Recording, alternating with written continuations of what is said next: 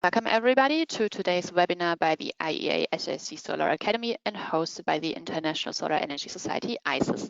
We are very pleased to have all of you here and we're gonna get started now. My name is Arabella. I am the Congress Communications and Outreach Officer here at the ISIS HQ in Freiburg, Germany, and I'm gonna give you a short introduction into ISIS and the work we do, as we have many new participants joining us on the webinar today.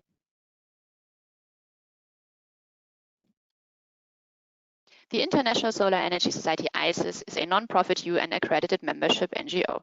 Our vision is 100% renewable energy for all, used efficiently and wisely. ISIS represents a diverse membership of academics, researchers, energy practitioners, consultants, students, businesses, and advocates. ISIS works together with like-minded organizations from countries all around the world to advance the renewable energy transformation. There are many benefits to joining ISIS, and you can always find more on our homepage. Some of the benefits are the exclusive access to presentations and webinar recordings, such as today's, in the ISIS webinar archive. ISIS members can also get discounts and even free registration to ISIS events and partner events. Every month, ISIS publishes a newsletter for our members where you can follow our progress and share your news. Members can also subscribe to our academic journal Solar Energy, our flagship publication, at a reduced price. And in the ISIS online bookshop, ISIS members qualify for reduced prices on the different publications. So we welcome those who are not yet members to join today to support our work. For those of you who are already a member, we thank you for your support. And as a special benefit to all attendees of today's webinar, we are very happy to offer a special discount when signing up with ISIS as a member within the next 2 weeks. All attendees will receive a 20% discount code over the next few days, and if you sign up, the discount code will apply. Now, some brief information on the webinar for today before we get started.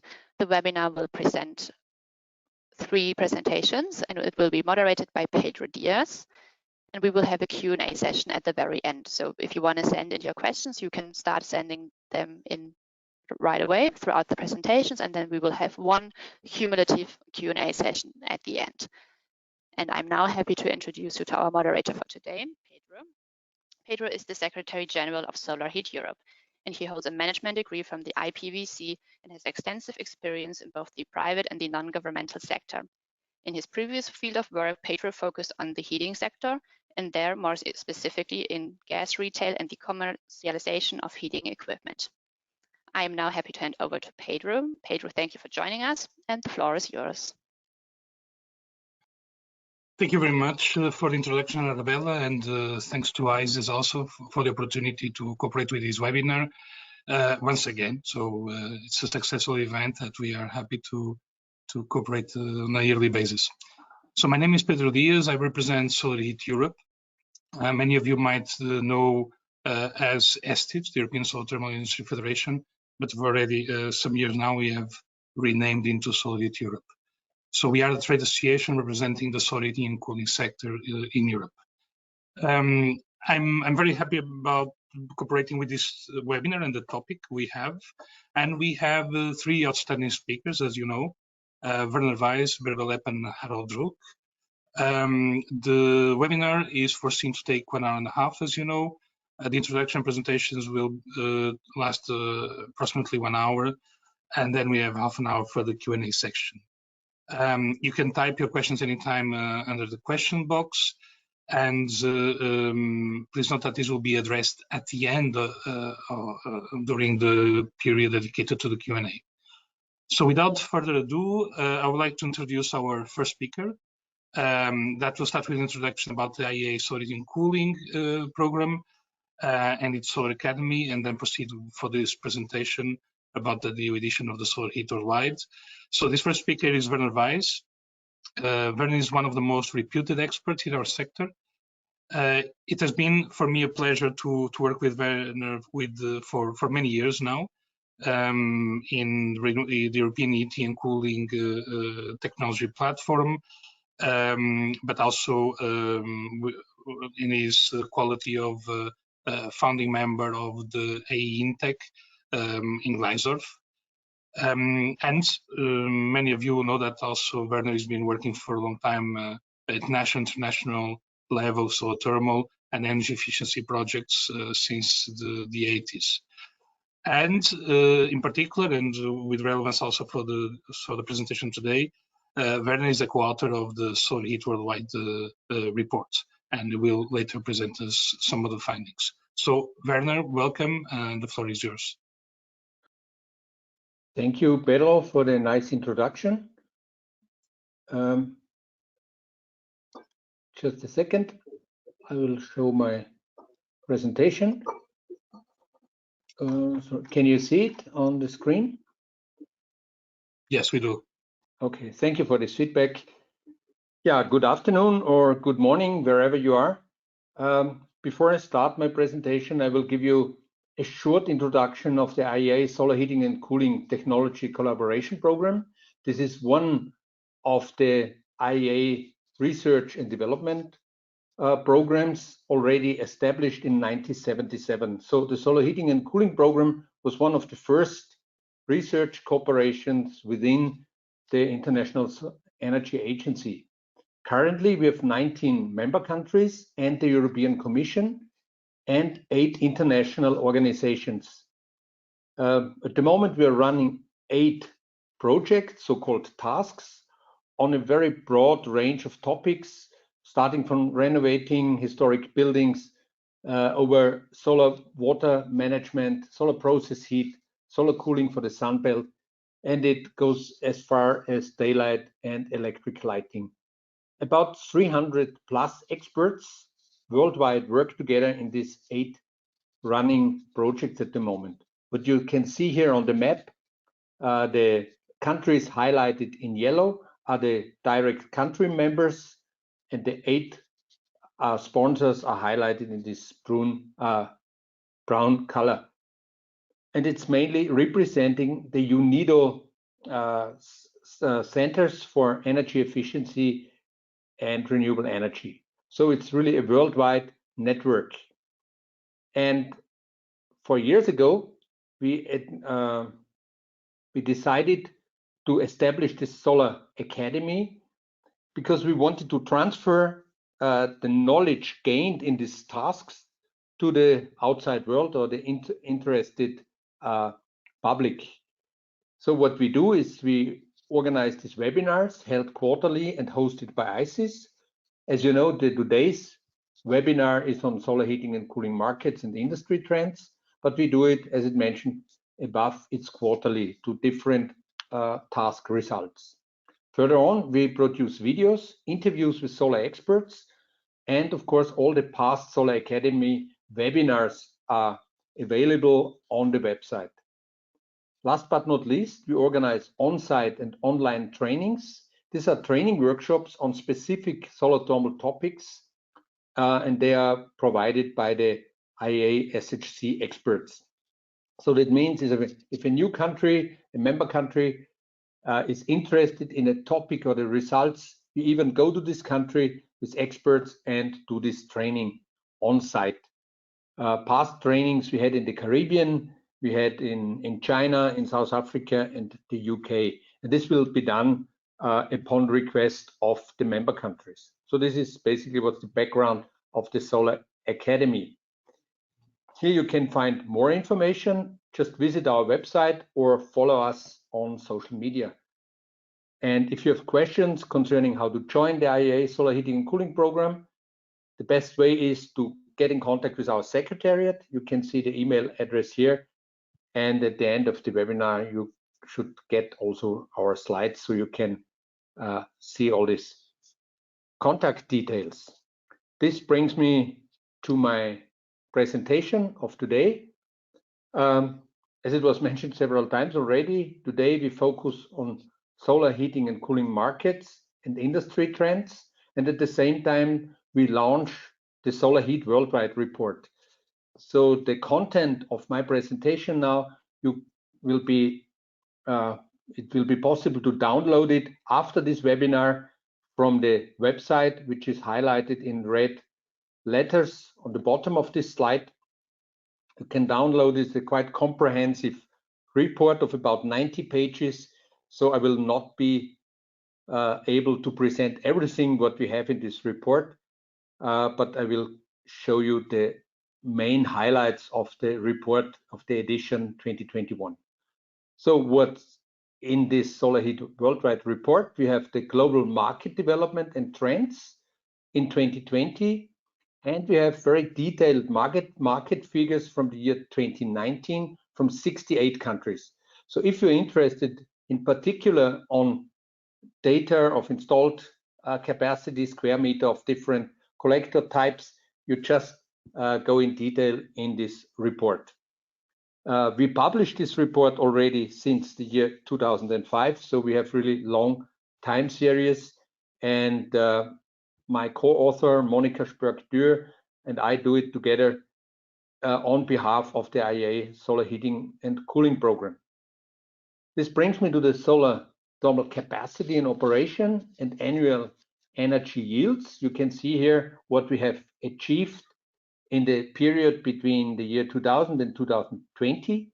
You can see we started with about 62 gigawatt installed capacity in 2020, and in the year 2000, and in 2020 we reached 501 gigawatt installed capacity. So significant growth, and the annual solar yields related to this installed capacity grew from 51 terawatt hours the year 2000 to 407 terawatt hours in 2020. Nevertheless, I have to mention here at this point that the year 2020 showed a market decrease compared to 2019 of 4%. This is mainly due to the reason that China had a market decline of about -3% in the year 2020. But also strong European countries like Greece and Poland had unfortunately shrinking markets. But we have also good news. We have here, on the contrary, to the worldwide trend dominated by the huge Chinese market. We have countries with the highest growth rates in 2020, where Germany with spectacular nearly 26% growth rate, but also Brazil, Cyprus, the Netherlands, Turkey, the Palestinian territories, and Portugal showed significant growth rates in 2020. Before I go in more detail, I show you the top 3 markets for different applications. Just a quick overview. If you look on the top line, it's solar district heating. We had the top countries concerning new additions in 2020 was Germany took over from Denmark. So for years, Denmark was leading this market, but in 2020, Germany took the lead ahead of Denmark and China. If you look to solar industrial heat, the new additions came mainly in China, Mexico, and Germany. Concerning swimming pool heating, the most new additions were in the US, followed by Brazil and Australia. And then we have 2 applications where we show the total in operation systems or square meter. It's solar air heating systems, mainly used for space heating, but also for crop drying. It's in Canada, Australia, and Japan. And last but not least, an interesting new market from the last years is this PVT market, so photovoltaic thermal, in operation at end of 2020. France is leading ahead of South Korea and China. So this chart gives you hopefully a quick overview where we are, where are the leading markets. Still, small-scale solar water heating systems are the dominant market. If you look on the worldwide scale, about 60% of the total market worldwide is on small-scale solar water heating systems. On the top left, you see these typical pump systems like we have in Europe. And on the bottom right, the typical thermosiphon systems. Especially the pump systems are really very much under pressure for years now from PV and heat pumps. So that's a challenging market. But nevertheless, we have an area with consistent growth in the megawatt scale systems, mainly in solar district heating, but also in industrial applications and large systems for multiple family houses, public buildings, and so forth. What you can see here on this slide shows you the time series starting in the 80s up to 2020. The bars show you the number of systems in Europe. These are the orange parts, and the red parts, the number of systems outside Europe, mainly in China. You can see for years it was dominated by Europe, but in recent years, a lot of systems were also, in terms of number, installed outside Europe. In total, at the end of 2020, about 470 large-scale systems with 1.7 gigawatt, corresponding to about 2.4 million square meters, were installed in these really large-scale markets, where the biggest subsector is solar district heating, which is shown here on this slide. A lot of you might know Denmark was leading this market for a decade with a total number of 124 systems for solar district heating with a capacity of 1 gigawatt installed capacity. This is followed by China with 18 systems, Germany with 43 systems, but on average smaller collector area per system. And then we have other European countries and Austria, Saudi Arabia, Sweden, Poland, the Netherlands, and so forth. But you find more detailed information in the overall report. But this is this large-scale megawatt sector for district heating. As I mentioned already, Germany took over from Denmark last year and took the lead. 11 of these solar district heating systems, which were installed in Europe in 2020, 7 of these 11 were installed in Germany, 4 in Denmark, 2 in Austria, and the largest solar district heating system in Germany was installed in 2020 in Ludwigsburg. This is what you see on this slide with a capacity of 1 megawatt.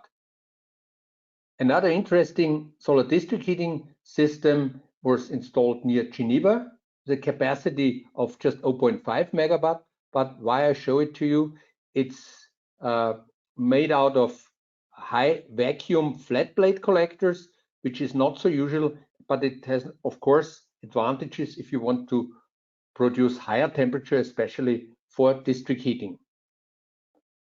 Another picture from Lhasa, from Tibet in China, installation with 11,000 square meter flat plate collectors, so an installation of 9.1 megawatt. The second subsector of large-scale systems is on large systems for residential, commercial, and public buildings. So as you can see here, these are what we mean here are neighborhoods where it's not district heating, it's usually something like block heating or big systems for hospitals, big systems for hotels, and so forth. And this is also a very quick growing subsector in large scale systems.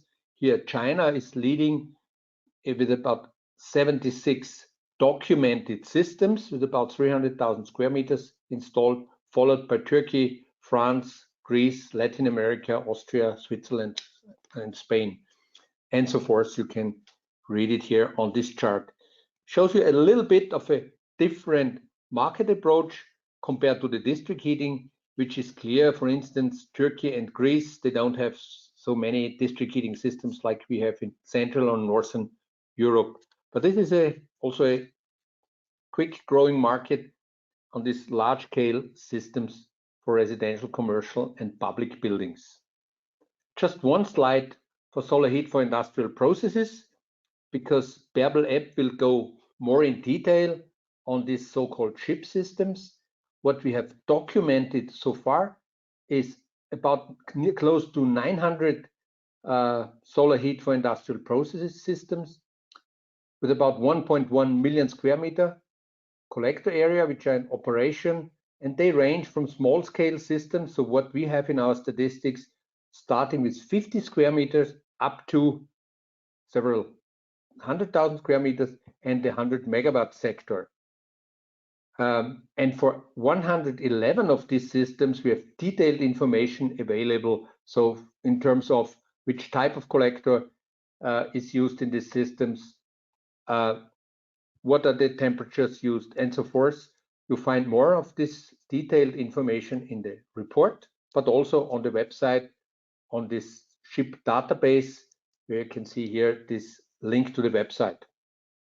What a lot of you might know, the world's largest ship system is an application in Mira in Oman. It's a thermal capacity of 300 megawatt. It's used for advanced oil recovery. But more on this ship system will be presented by Bärbel Epp in a few minutes. This brings me to one of two, in my point of view, quite interesting markets. It's PVT, photovoltaic thermal systems. What you see here on this slide is the Hilton Hotel in Cape Town. It has an installation of concentrating PVT systems with 103 kilowatt thermal and 17 kilowatt electric in combination with 4 times 44 kilowatt heat pump. Another type of PVT system is shown here. It's an uncovered PVT in Sao Paulo, in Brazil, also on a hotel, and it covers about 50% of the hot water demand of this hotel, and in addition, of course, electricity. How does this market develop? By the end of 2020, about close to 1.3 million square meter of PVT collector were installed with a capacity of 700 megawatt thermal and about 230 megawatt peak electric. This shows you also the range, order of magnitude between thermal and electric. So it's about 2 to 1, so 2 kilowatt thermal and 1 kilowatt electric. So it's about the ratio. The vast majority of this collector area was installed in Europe. Out of this 1.3 million, about 700,000 in Europe, about 57%. Then it's Asia, without China, mainly South, or a lot of this in South Korea. China 11%. And if you look on the European market, France is leading with 39%, Germany 9%, and the Netherlands with 5%. And we have a constant growth rate, annual growth rate of about 9% annually, which is quite interesting. So a stable growth rate. About 60%, that might be interesting as well. 60% of these collectors, the PVT collectors, are uncovered PVT, and 37% are air collectors, where the hot air is used as a source for the heat pump. So very often the systems are a combination of PVT and heat pump. And you can see here the market development in the different economic regions. An interesting development we observed, especially in South Africa, was what we call PV2heat systems. So there's the PV panels are directly connected to electric heater in the tank. So very simple system without inverter, so direct DC current directly heats up the hot water. So the electricity is used for nothing else, just for the hot water preparation. And with this very simple approach, it's a strong competition, in my point of view, to normal thermosiphon system. What's interesting in South Africa is the development of over the last 3 years. We can see it started with about 4,000 systems per year, and we are now in the range of 12,000 systems already installed by the end of 2020. So it might be an interesting development to follow. Last but not least, I want to show you, of course, you find in our report again, where are the top countries in terms of cumulated collectors. I think most of you know China is leading, is by far the biggest market worldwide, and the different colors show you here the different types of collector. So in China, there's the dominance of evacuated tube collectors. If you compare it to Germany, for instance, here on the 4th place is flat plate collectors, the dominating market. So you get also an idea where are the markets.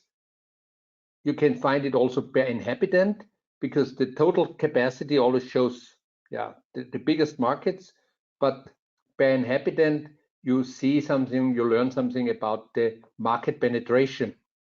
And this gives you a completely different picture. Here's Barbados is leading worldwide, ahead of Cyprus, Austria, Israel, Greece, and so forth. Last but not least, the distribution by type of systems of newly installed glazed collectors in 2019. I want to draw your attention just on the right bar.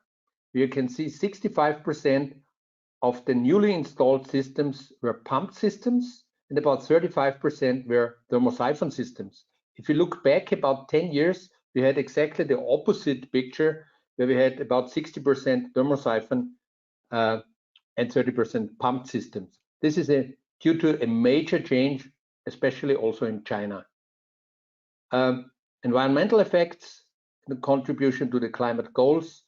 With this 407 terawatt hours produced solar yields, we avoid 141 million tons of CO2, and this relates to 3.8 times the CO2 emissions of Switzerland, so you have an order of magnitude. With this, I thank you for your attention. If you're interested in more details, just visit the website of the IEA Solar Heating and Cooling Program and download the report. Thank you for your attention. Thank you very much, Werner. So very interesting. So you provided us an overview of the evolution in different segments, such as large-scale systems and other segments, such as PVT. So I'm sure everyone has appreciated these, together with examples you showed of these such installations from around the world. And it's also very positive to see that the solar thermal market has recovered in 2020, in particular in comparison with 2019. Moving on, I have to say that being Portuguese, I have also recovered from the defeat against Germany 3 days ago. So I'm happy to present our two next German speakers. The first of which is Bärbel. So Bärbel is a very well-known journalist. She's been covering for over 20 years the solar thermal sector.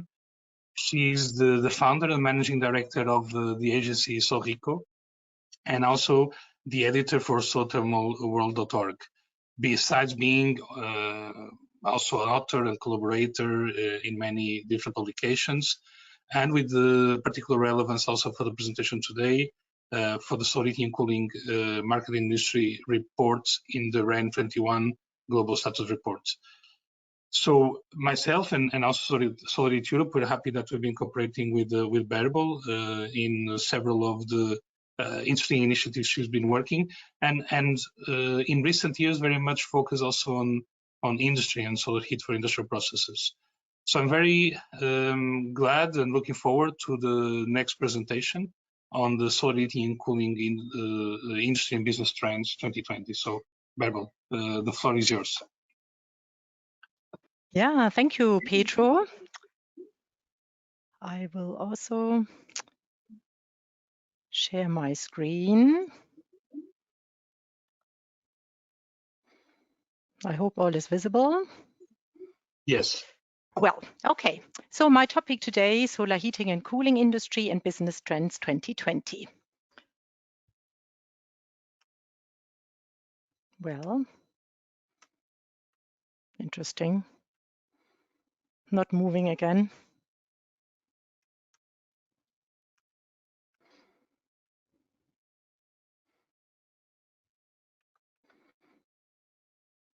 Okay, it has moved now. Yeah, it moved. Yeah, I think it's a bit slow at the beginning. Sorry for that. Okay, we have done a lot of data gathering in the last months, and they concern two reports. One is the Global Status Report, as Pedro mentioned. The other one is the Renewable Power Generation Cost Report that is annually published by IRENA.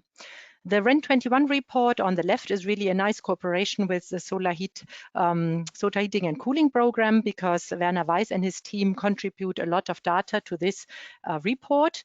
And I have abstracted the content of it on the Solrico website so that it's easier to find.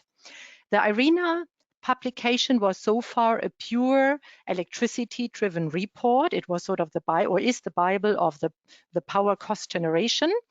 And we have succeeded to bring solar heat for the first time into this report. So they start with a chapter on renewable heat, and solar thermal is in the focus of it. So I will present some preliminary data from this.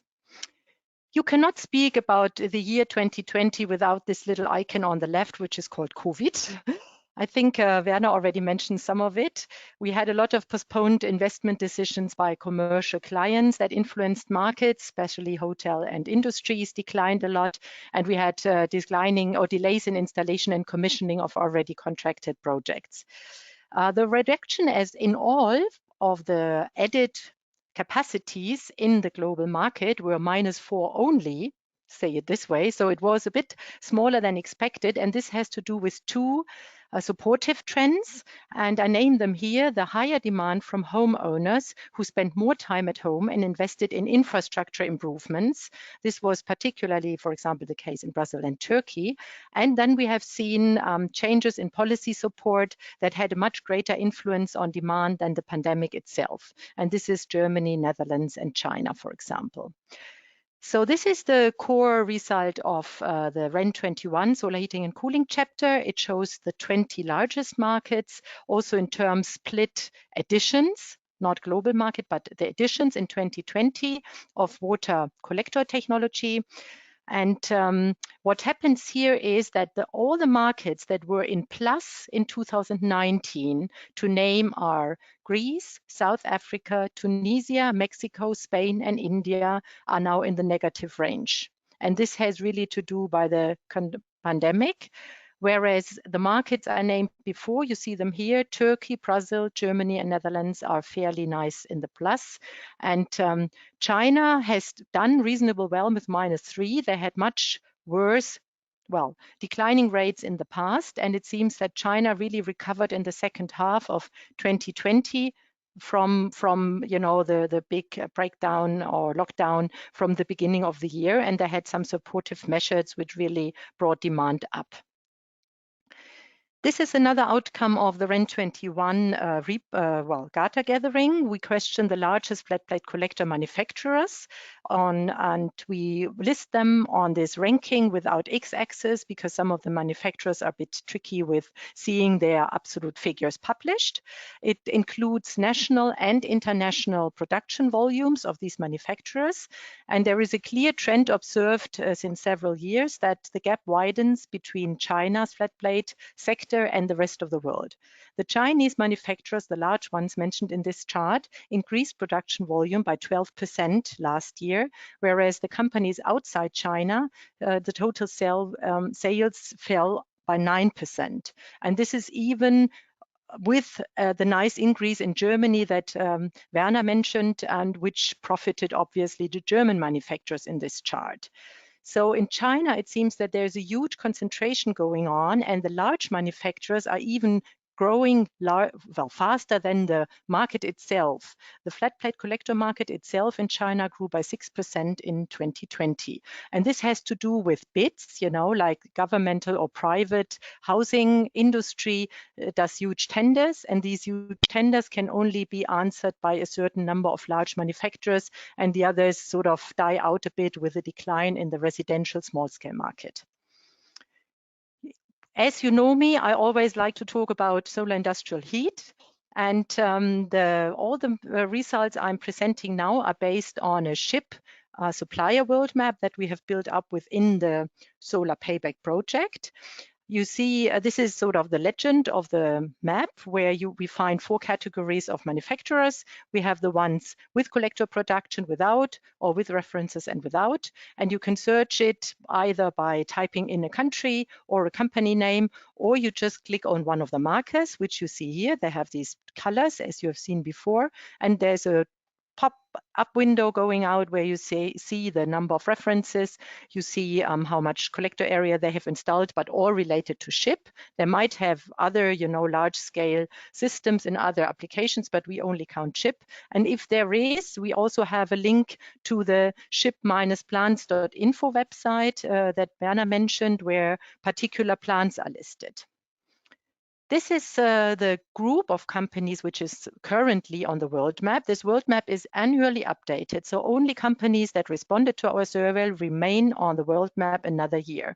So we had to remove a lot of them, but we constantly get new ones as well. We have now 75 turnkey ship suppliers listed. Of these, 67 have their own production of collectors. And you see the distribution on the right. We have an increase, we have observed an increase of concentrating collector manufacturers over the last years. We have now 15 parabolic draft, 6 Fresnel, 4 times dish, and 2 heliostats. So this is 27, and this is really an increase in current years. All these companies together, the 75, are responsible for 1,000 turnkey ship systems. There are a few smaller ones included below 50 square meter, which doesn't count to our international statistics. That's why it's a bit of a different database than what Werner Weiss was saying. These are the turnkey suppliers with more than 10 references. And you see clearly that the hubs of this industry are in Mexico, in China, and in Germany.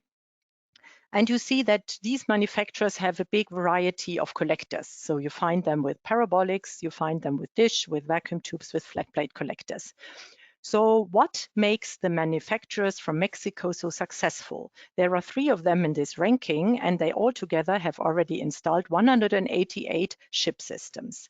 And to answer this question, we can look into the cost assessment that I mentioned at the beginning with IRENA.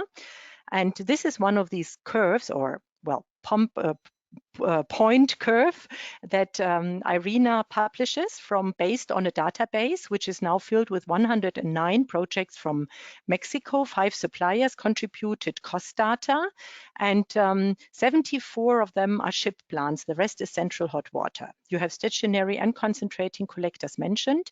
And you see that the Mexican market, even it was already a mature market, declined costs, which is the left-hand side. You see weighted average installed cost by US dollar per kilowatt. This declined over the period of 10 years by 17%, which is a nice rate. And the levelized costs of heat, which are shown on the right-hand side, even declined further. So there was some maturity in yield or some improvements in yield by using better technologies. All in all, the 2020 figure on levelized cost of heat is 4 US cent per kilowatt hour, which is a very competitive price and makes clear why Mexico is very strong in doing these commercial plants. Well, the world market of ship, I have already mentioned some figures regarding that. We have done 4 surveys, so this shows you the development 2017 to 2020. The number of ship projects declined year by year from 207 to 74 last year. There's a high fluctuation in the installed capacity each year. This comes because of the Oman project that Werner also mentioned, the largest project in ship worldwide, which came in, into force or was commissioned in different phases. And the fluctuation of the figures mainly comes from India and Mexico. And to make this clear, I have pointed out in the bottom here the different figures, or like the number of systems in this year in the country. So like Mexico did, for example, 2017, 39, then 51, then 26, and now they do only 16. So India started with 22 and they are now at 3. So this caused a lot of this decline. So the overall market was as active as before, but the big markets where we started with 2017 declined. In India, this has to do with an investment program which stopped in March 2020. So a few more trends. What is a bit alarming that only 15% of the 75 suppliers listed on the world map have completed at least one ship project in 2020. This was 25 companies last year. So I think we have to really stress the fact that ship still needs a focus of policy support to reach higher deployment rates. India, we have seen the highest fluctuation, as I mentioned, because of this stop of the policy support. Currently, 7 companies are listed, but another 8 companies used to be part of former world maps and dropped and left the business already. And I think we will see this trend if not policy support is increased also in other countries, because it's evidence. If it's such a hard business and you can only realize every second year a plant, it's difficult. A new industry cluster have emerged in the United States. We have now 6 companies listed. The newcomers, you can check them out on the website. Sunvapor, Sulalux, and Skyven all offer concentrating collectors, and this has to do with massive R&D funding in California to develop low-cost concentrating collectors. I want to stop the ship side with a very encouraging result from our survey. We have asked the manufacturers the interest in green heating solution by multinational corporation, is it growing or not? And 60% agreed or strongly agreed to that. Only a very small portion disagreed. Some were a bit undivided, tend to agree, we left them out. And they also agreed, like more than 40% of them, environmentally conscious customers increase the pressure on consumer goods manufacturers to reduce their carbon footprint. So it seems that more requests are really coming to the manufacturers, to the suppliers of ship solutions, and we will see in the next years whether this materializes to more systems. Yeah, well, an interesting market that was mentioned by Werner, which really is growing and strong. It's the central hot water system market outside Europe, with the leading countries, China, Brazil, Turkey, and Mexico. The picture on the top is a Brazilian installation where flat plates are on a roof of the high-rise buildings, and the bottom one is a typical one from Turkey with a prison. And I would like to know or look back into this cost assessment to show you a bit why these systems are so successful. And what we see here now is a bit of a different chart. We have now gathered all projects that we have in the database for a particular country, not looking at a certain year, but for the whole period. And we have only listed levelized cost of heat. And you see the average line is the weighted average of this levelized cost of heat in a particular country. And below that, the average thermal capacity of the systems. And below that, again, the number of projects and the average yield. So you see that the levelized cost of heat in India and Turkey are really cost competitive with even $2 cent per kilowatt hour. Turkey seems to reach that with a and reasonable economics of scale by having 800 kilowatt as average size of the projects. But India probably has smaller projects, but is profiting from a certain share of swimming pool systems in this range of projects, and they have higher yields because of lower temperatures. You will see a different cost structure in Mexico and India. They have both the same size of systems, so no scaling effects play a role. They also have a bit of the same yields, but they have very different US dollar per kilowatt values, which have to do with probably labor and other reasons. And China is a bit out of range here because they have a lower yield in their systems, so they reach $4 per kilowatt hour. These are, again, preliminary versions of charts. Well, one last short introduction of trends in solar district heating, which I find really, really interesting. I think that solar district heating in Europe, at least, will be a game changer. We see very high interest of policymakers with generous funding opportunities in a lot of numbers of countries, growing numbers of countries. I have listed some here in brackets. And since I cannot go into details, I want to encourage you, if you want to know further, use Solar Thermal World, the filter function, which you see here. Choose a country, choose application district heating, and you will come fairly fast to one of these, latest reports that we made about new fundings, which is really enormous and will bring for sure interesting plans all around Europe.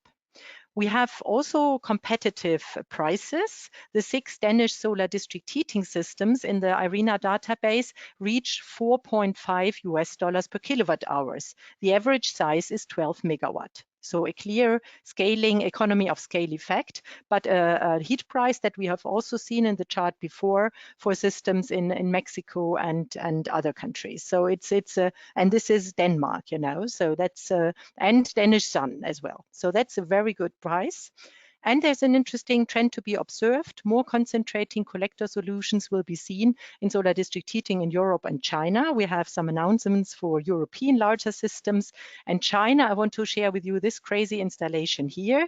It's a 170,000 square meter parabolic draft field next to an amusement park, 82 megawatt. You see on the left-hand side what is like an airplane track or something is the parabolic draft field.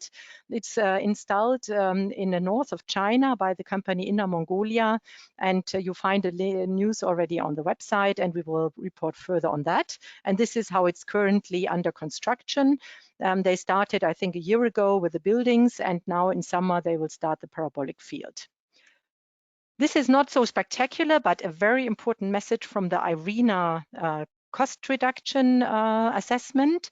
This shows the economics of scale for the district heating plants in the database, which are now 115. They are 97% of them are in Austria, Germany, and Denmark. The huge plant Silkeborg is included in the curve, but not on the chart. And we reach a 14% increase of cost per doubling of plant size. And there are first ideas that this could be also transferred to ship. So this is an important message to policymakers. If we do large, we can for sure bring costs down. So this was it from my side. I thank you very much for your attention, and I'm looking forward to the Q&A session.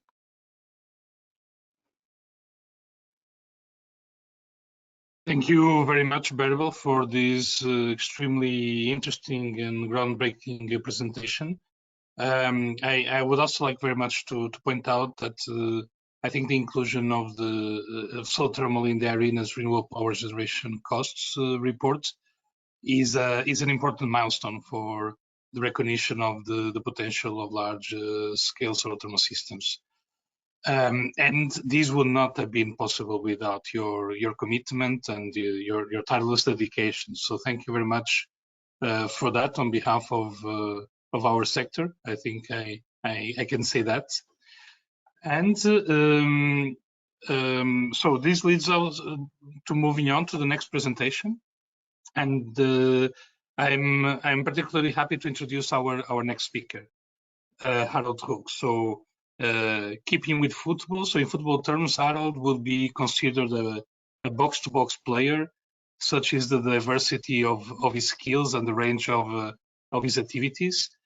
Primarily, Harold is the head of the Research and Test Center for Solar Systems and head of R&D at the Institute for Building Energetics, Thermotechnology and Energy Storage, IGTE, which is in Stuttgart, so part of the University of Stuttgart in Germany.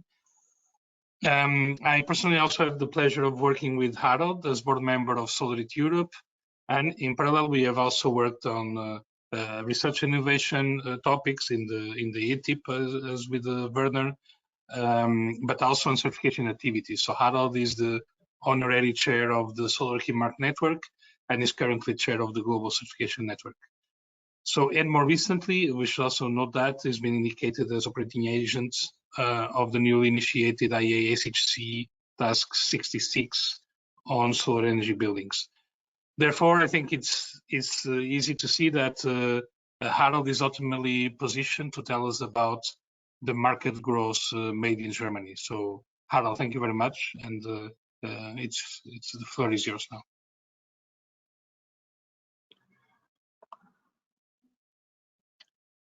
So thank you very much for your kind introduction, Pedro.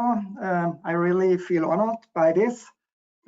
Ladies and gentlemen, also a very warm welcome from my side, and I am really happy to tell you about the solar thermal market in Germany, because there is a lot of good news to tell. So just a short overview what you can expect the next 15 minutes. I would like to give a short introduction to my institute, then focus will be on the German solar thermal market, especially on the success factors, but also on a further success story that is to come.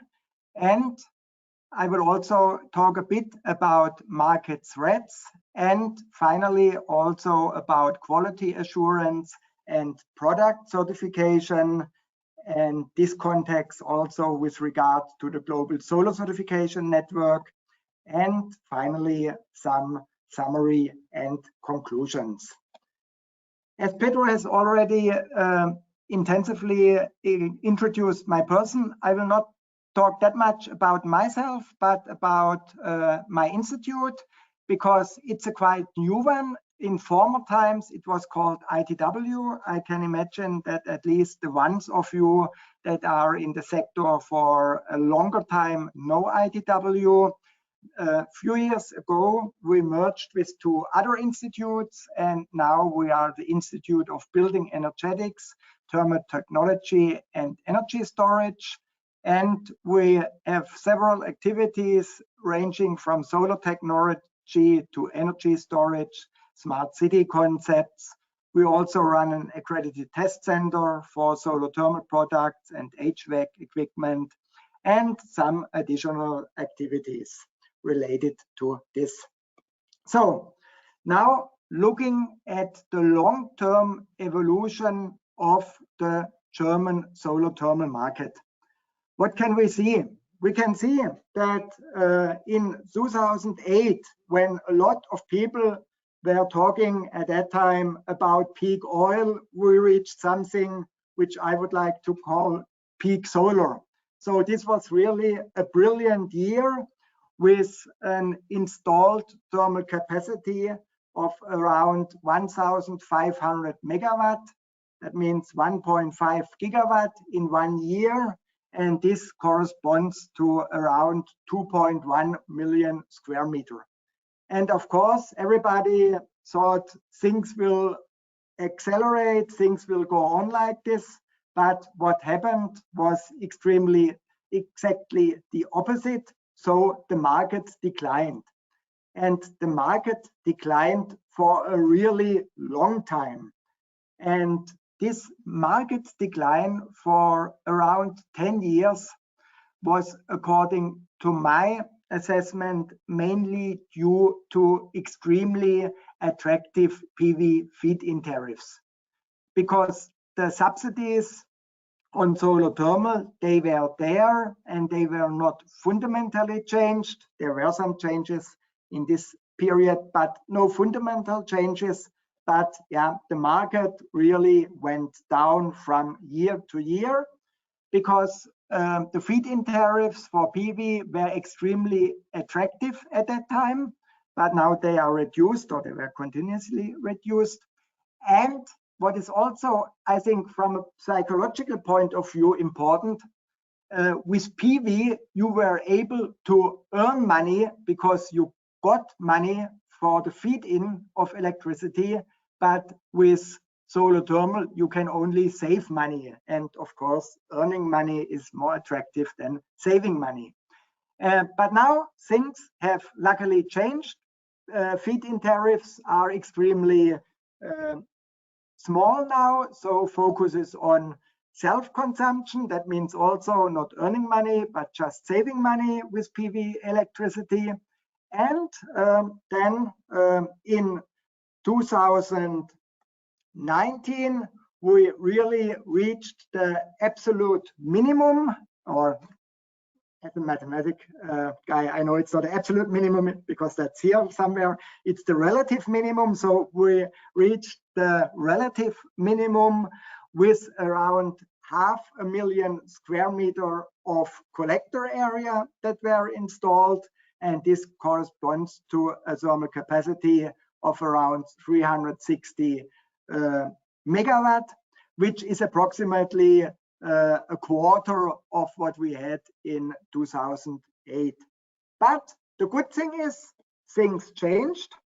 And now we got what Werner already mentioned. We got this increase by 26% from 2009 2019 to 2020, and 2020 we ended with around 500 megawatt installed capacity, corresponding to around 650,000 square meter of newly installed collector area.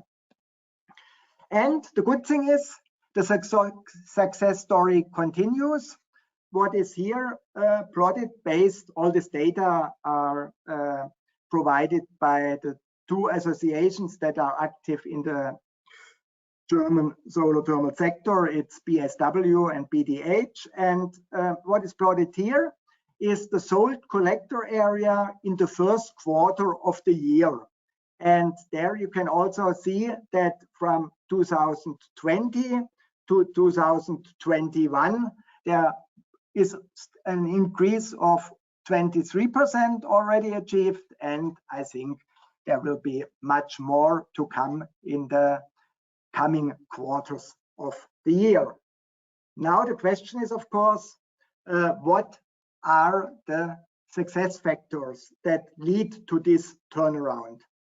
And I think the most important aspect, beside the decrease of the feed-in tariffs for PV, is that by the end of 2019, a new subsidy scheme was introduced.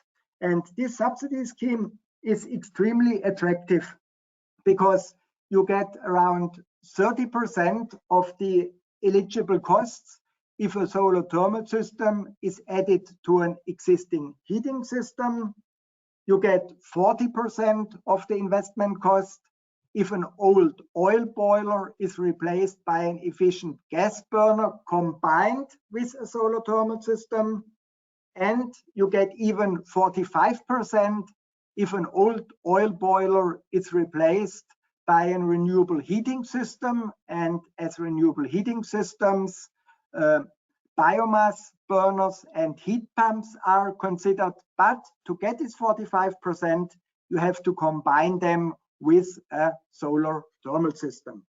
And what is also very important is that these subsidy rates, they are based on the total eligible costs, and these total eligible costs, they nearly cover everything. So if you are going to install a new heating system or a solar thermal system, and you have to modify your space heating system to be able to operate it at lower temperatures, for example, installing a floor heating system or wall heating system, which is extremely expensive, then these are also considered as eligible costs, where 30% or 45%, depending on the option you choose, is reimbursed by the federal state of Germany. So extreme attractive subsidy scheme at the moment. If we look what types of systems are subsidized by this program, then in 2020, approximately 11,000 systems were subsidized according to this incentive scheme, and 75% of these systems are so-called solar combi systems, providing hot water and space heating, and they have an average collector size of around 11 square meters. So it's a bit small, but anyway, it's a combi system. And 25% approximately are solar hot water systems. And then what is also interesting, because it's a growing market, around 3% of the systems are for so-called solar active houses. This term is also in the subsidy scheme, and solar active houses are houses with solar thermal fractions above 50%. And there we still have 3%, and the market is growing. And what is also interesting is that for 42% of the newly installed solar thermal systems were combined with a gas burner. But this is also due to the fact that you are in general not allowed to install a gas burner only, because you have to cover a certain share of your heat demand from renewable sources. So, and this is already nice. It's a success story. And the next success story that will come is related to large-scale systems. In this context, large scale means collector areas larger than 1,000 square meters. And if we look what we can expect here, then that means, based on different scenarios and systems already in preparation, this market will also increase. But what is plotted here is the total installed collector area, so not the annual installed one, but the total installed one is, of course, impressively increasing, and the annual installed one is also increasing by around, or it's not increasing, but approximately around 50,000 square meters of large-scale systems are annually installed. And that means, depending on the size of the market, if you assume this 600,000 square meters, or if you go for 1 million square meters, it's in the range of 5 to 10% of the total installed collector area in Germany that will be dedicated to large-scale systems. So everything is bright, everything is nice, the sun is shining on a blue sky, but I think also some clouds already appear on this sunny sky. And these are the solar obligations. And these solar obligations I really consider a threat for our market, because in many federal states and cities, so-called solar obligations are now implemented or are under discussion. But in many cases, these solar obligations, they are de facto PV obligations, because they require the installation of PV panels on the roof of new buildings or fundamentally renovated buildings. And of course, such PV obligations, even if they are called solar obligations, they are a kind of killer for solar thermal technology. And I mention this because I can imagine that in your city, in your country, this discussion will also pop up about solar obligation. And then please be aware of the threat. And if you have the chance to contribute to these discussions, then I recommend to promote technology neutral solution. That means solar obligations requiring the installations of solar thermal systems, PV systems, or a combination of both. Then I think it's a fair competition. So what is also important is, of course, quality assurance and product certification. And that means that we need high quality products as a key factor for long-term market success. And high quality products can be ensured by using only certified products in the contents of incentive programs. And it's clear you cannot build an economy for decades on subsidy. That means more and more these incentive programs and subsidy programs will be replaced by legal requirements. But then also it's important that only certified products are considered as eligible. And I recommend to use well-established certification schemes for solar thermal products like Solar Key Mark in Europe, or SRCC in the US, or Golden Sun in China, or Watermark in Oceania. And in this context, I would also like to mention the Global Solar Certification Network, because it's also resulting from two IEA tasks, task 43 and 75, performed within the solar heating and cooling program. And there we established this Global Solar Certification Network as a cooperation between leading solar thermal industries, certification bodies, and inspection bodies, as well as test labs. And this global solar certification network aims to facilitate worldwide cross-border trading of high-quality solar thermal products. It helps to avoid retesting and re-inspection of production lines. It's especially interesting for manufacturers entering new markets. And the latest news, the Global Solar Certification Network has this spring established an alliance with the Solar Heating Initiative for the global implementation of the SolarG label.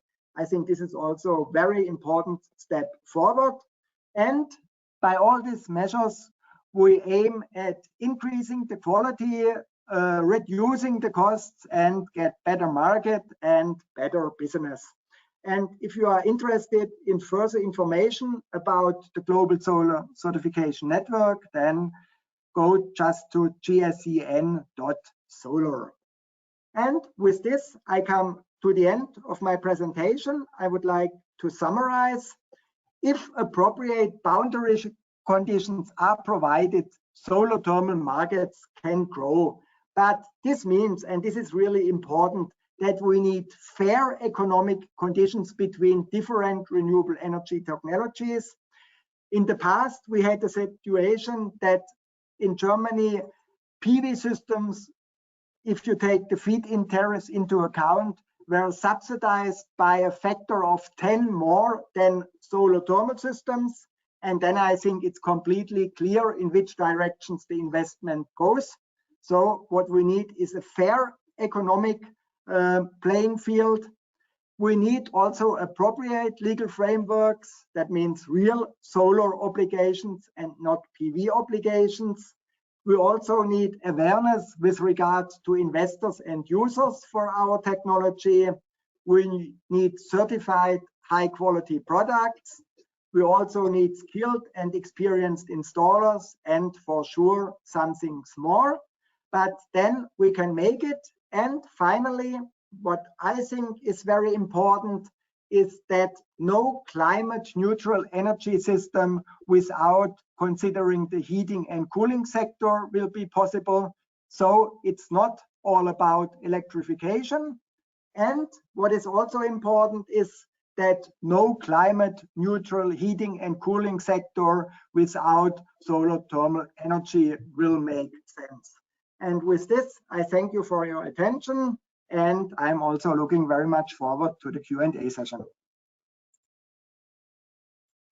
Thank you very much, Harold. And thanks for bringing some sunshine from Germany, with which good developments have been warming the sector in Europe, and also to remark the different treatment that is given to different RES technologies. I share that it is essential that at a political level there is the need to ensure a level playing field between RES.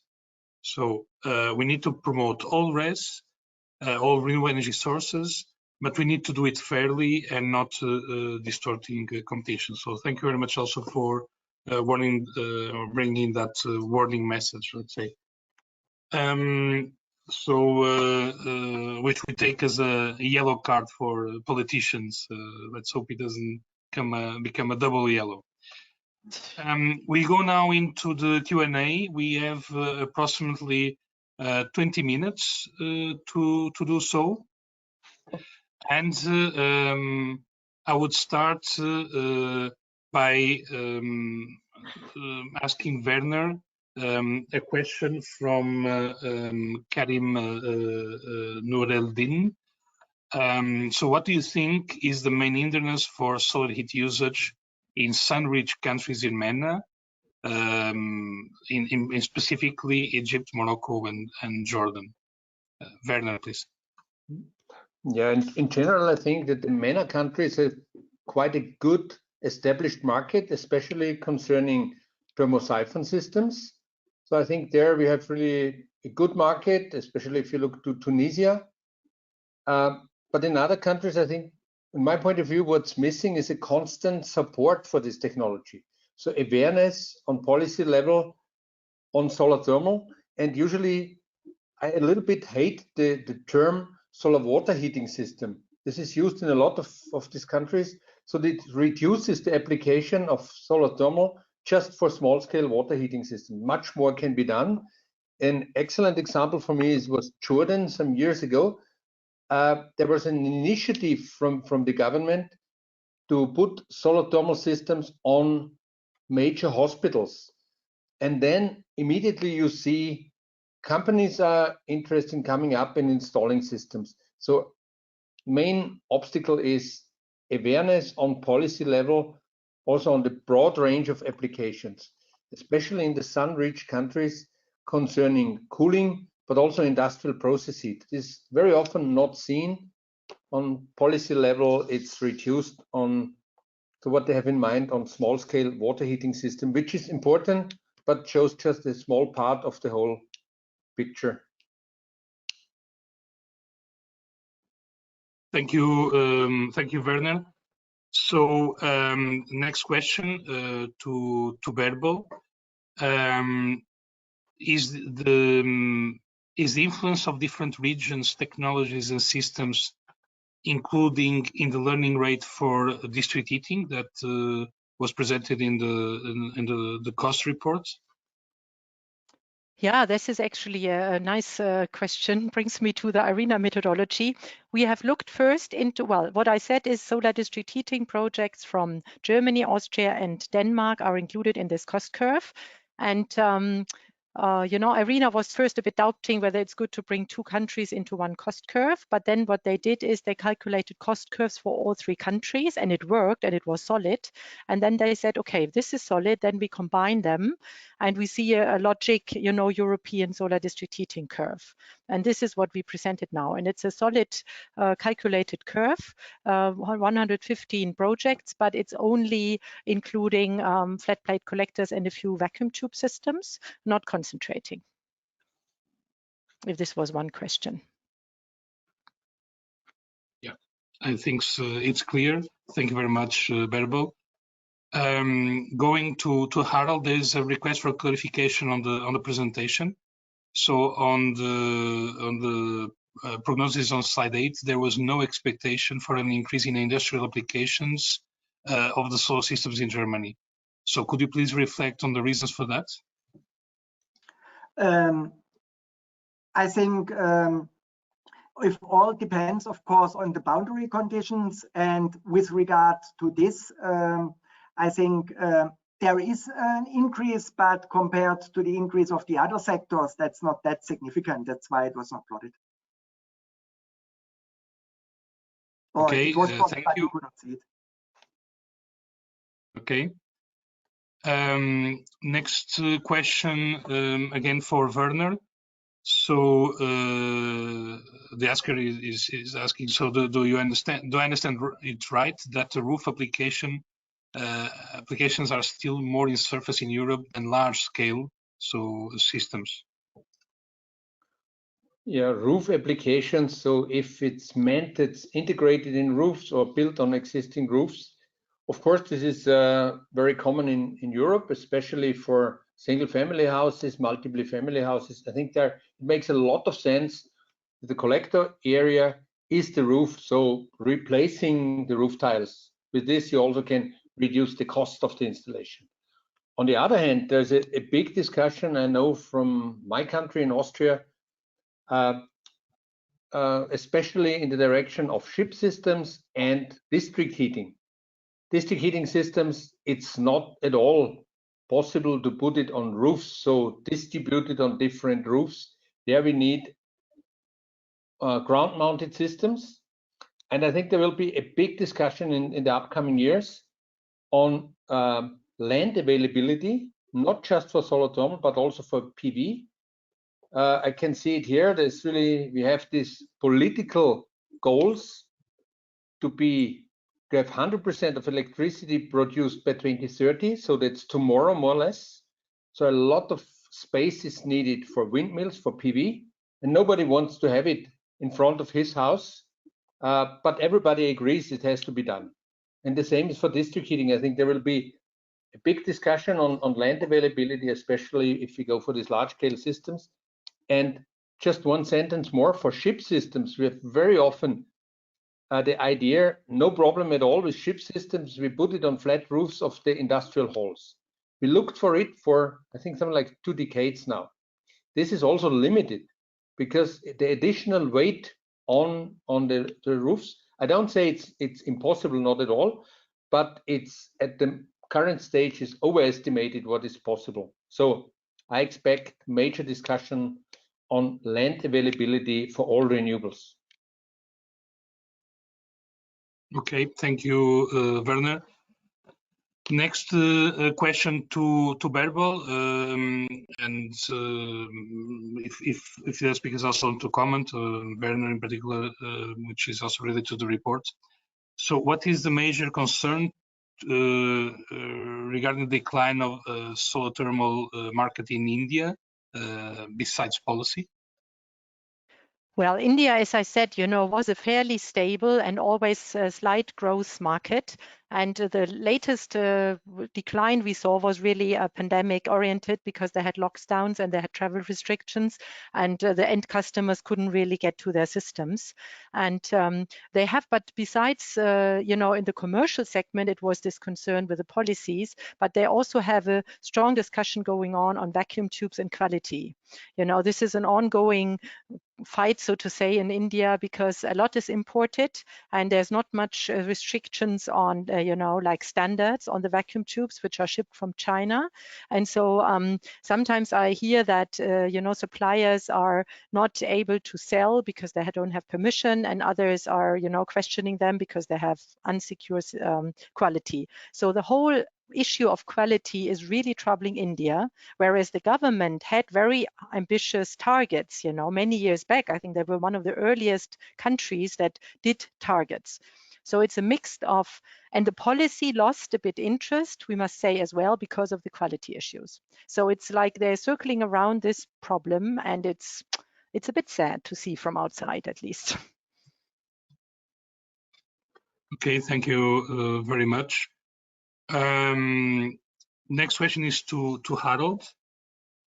So what is the danger of a non-climate neutral policy for solar thermal? Is this related to concerns that solar thermal technology is obsolete?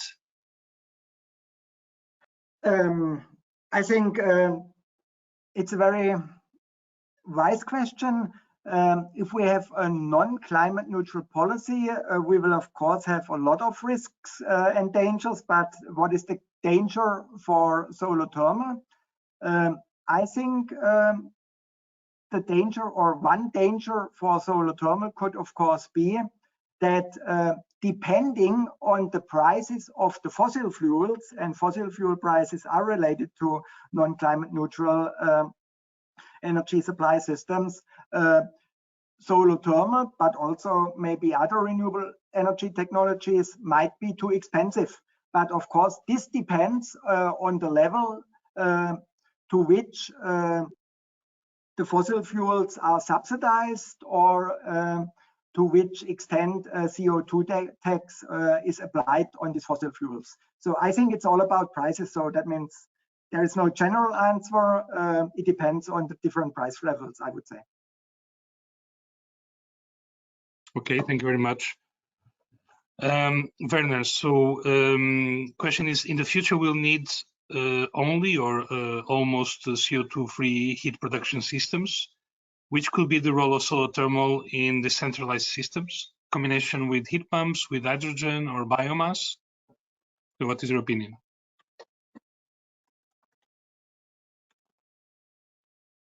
We cannot hear you. Especially, sorry, I've had to unmute.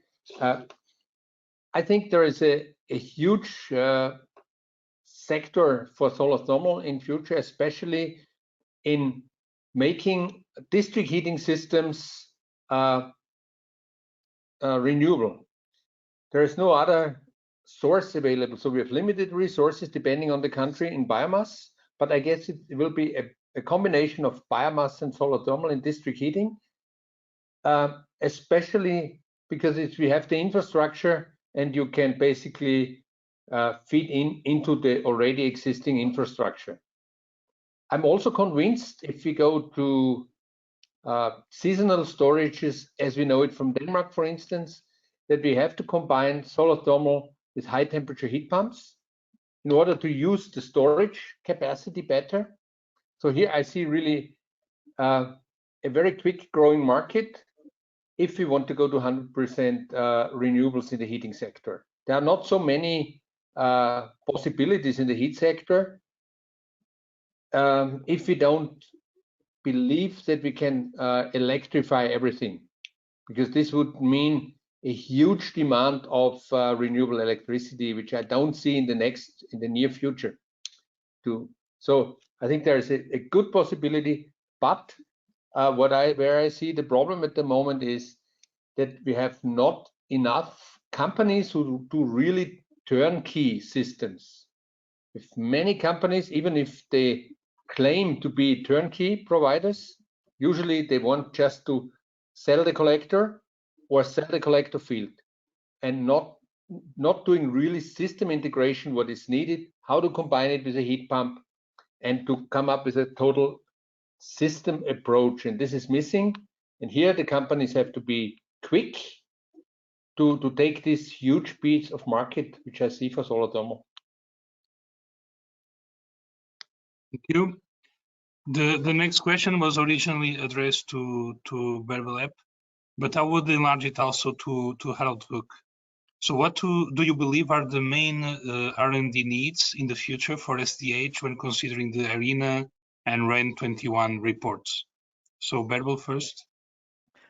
Yeah, well, challenging. I think it's Harald placed, but I want to answer even so.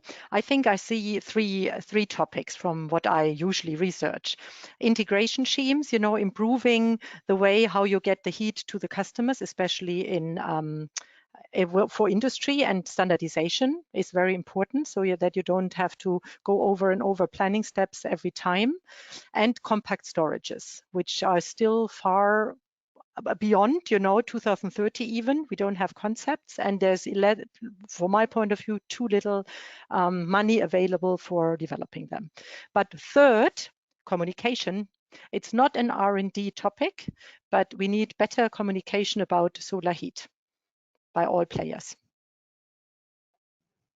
Harold. Thank you. You're the real researcher. Yeah, but I can in principle confirm what you said, Berbel. I also think it's about standardized, not only integration scheme, also installation schemes. So standardized concepts, plug and play is a very important aspect, also to reduce labor cost, to ensure error-free installation, things like this. Then, of course, a hot topic every time, cost reduction. I think is important. Even if the costs are quite low, they can be much lower, and there is a need.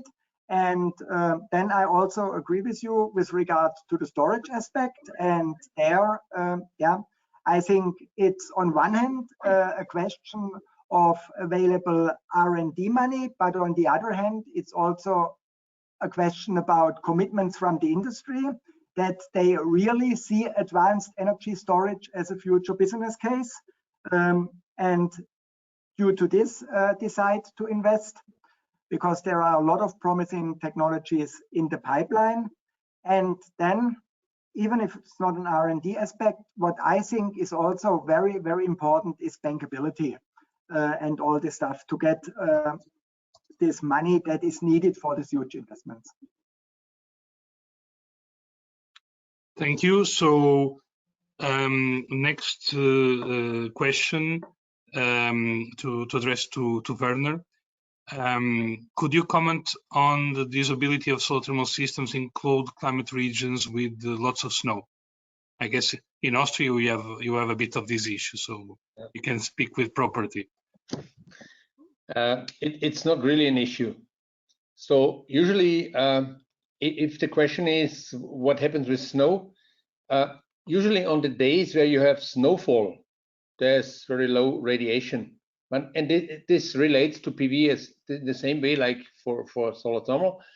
And usually one day after snowfall, it slides down from the collectors, because usually in our climate, collector areas usually are inclined with about between 30 and 45, 50 degrees, which fits also to usual slopes of roofs. So this is not really an issue at all. Even high up in the mountains, we don't have these very flat roofs. And we have very good experience. On the other hand, more and more architects take it into the facade, especially if you go for space heating. Then it's even, we did some years ago, measurements and monitoring. We got excellent outputs, even better than on the roofs, because of the snow reflection in the facade, if you use it for space heating. So this is not really a major issue. Okay, thank you very much. So next question I would also direct to Harold and Pedro. So it's related to ship projects in Germany. Which growth rate can be expected in the next years? So the €1 million question. Pedro, I want to grab this first because there's one question in the chat and I need to answer that because I don't want to be misunderstood. I haven't showed a learning curve. This must be very, very clear. I have showed an economy of scale curve, and this is heaps of a difference because I was asked here, usually learning curves have 20% in common. Why does my learning curve have 13%? We have also calculated learning curves. And the difference, I think we really have to learn this as a sector, is a scaling curve can be immediately realized. So you do a system today, which is 10 megawatt, and you do in the same year 20 megawatt, and it's just specifically lower, less expensive because of, you know, like soft costs are cheaper because you have less trucks and, you know, you have less logistics and so on. This is the effect on scaling. But learning curves are over time. It's learning by doing. And you have maybe better purchase agreements, or you have better lots of factors, you know. And we have calculated them, and they had 12 and 17%. So what I showed is a scaling effect, which has really only to do with size and is static, can be realized immediately, and learning curves are over time. Sorry for interrupting your questioning, but it's important to make this clear. Otherwise, the charts are misunderstood. And now ship. Well, ship is a difficult question in Germany, but Harald, you can go into that. My problem is that we have very nice funding since 2012, but we don't have really turn up in systems. And my feeling is that this is a lack of the supply chain in Germany, and I'm a bit more optimistic than I was 2 years ago because of my questioning that multinational corporations are really requesting, you know, like offers. And since I heard that, and this is repeated by a lot of suppliers of our world map, I feel that now they must react. So I hope that we see larger projects in Germany and therefore a learning curve and more effects on that, also more visibility for politicians. This is my hope, but I don't know whether it will materialize. Harald, what is your assessment on that? I think it's extremely difficult to predict the future, but what I think, and this is, I'm fully in line with you, Pedro, I think we have the technology, we have a lot of initiatives. We also have, I would say now, excellent subsidy schemes. They are close to what is allowed by the European Commission. That means 50% subsidies of the investment cost. And now what I think is new since this year is that we have this CO2 tax. And I think this could, of course, help to boost the systems because there is an additional benefit for the industry that did not exist in the past. And so I would say if the boundary conditions are that good as they are at the moment, and if the CO2 tax will even be increased, what is under discussion now, then I hope that we can see something in the double-digit growth rate, which is, of course, at a lower edge, like 20% or something like this. But yeah, I think this is what I think could be realistic. I think this is a good way to finish with a message of a double-digit growth rate. I think it's a good tone to leave from this.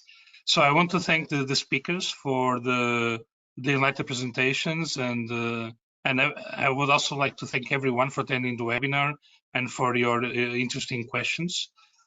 So from my side, I would also like to thank the IEA Solar Academy, in particular IEA SHC and ISIS for the invitation, and for the work they have been doing in the different webinars they've been organizing, which everyone in the sector, I'm sure, is very thankful for.